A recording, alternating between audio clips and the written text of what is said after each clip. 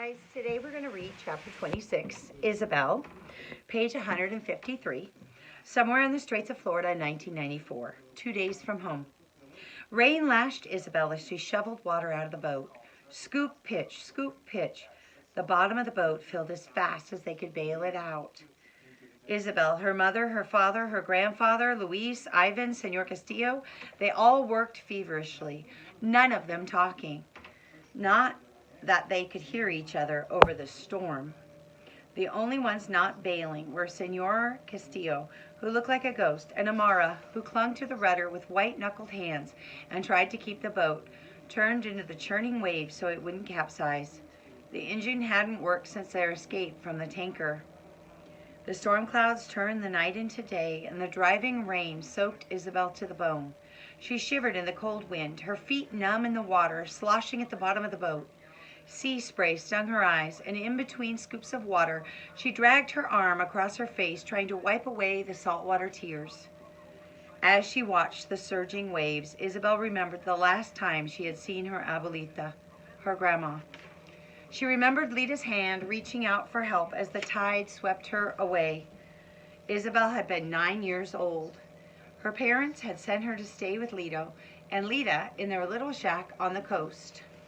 They hadn't said why, but Isabel was old enough to know her parents had been fighting again, and they wanted to be alone while they worked things out. All that spring, Isabel had waited without joy in the ocean, waiting for the storm to come that would tear her family apart.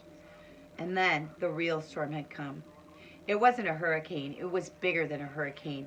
A gigantic cyclone that stretched from Canada down through the United States and across Cuba and into Central America.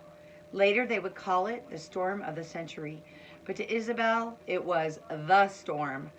The shrieking wind ripped roofs off houses and pulled palm trees straight out of the ground.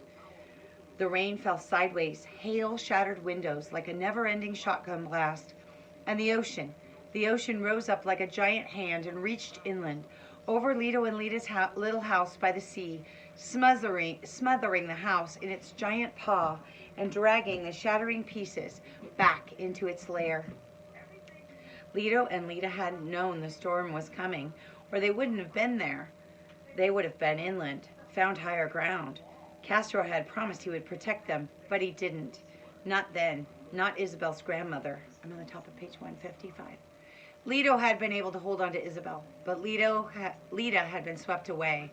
She had slipped into the waves, her arms still reaching for Lito, for Isabel. And that was the last they had ever seen of her. Lito's arm found Isabel again now and wrapped her in a hug. "I know what you're thinking," he said close to her ear, where she couldn't hear him. "I'm thinking about it too. I miss her," Isabel told her grandfather. "I miss her too," Lito said, "every day." Real tears came into Isabel's eyes now, and Lito hugged her tighter. "That was her song's end," Lito whispered, "but ours plays on. Keep bailing, or soon it'll be up to our eyeballs." Isabel nodded and went back to scooping water. What if her life was a song? No, not a song.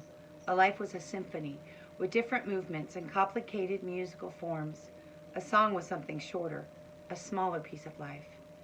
This journey was a song, Isabel realized. A song cubano, and each part of it was a verse. The first verse had been a riot, a blast of trumpets, the rat-a-tat-tat of snare drum, then the pre-chorus of trading her trumpet for gasoline, the piano that gave the sun its rhythm, and then the chorus itself, leaving home. They were still leaving home, still hadn't gotten to where they were going.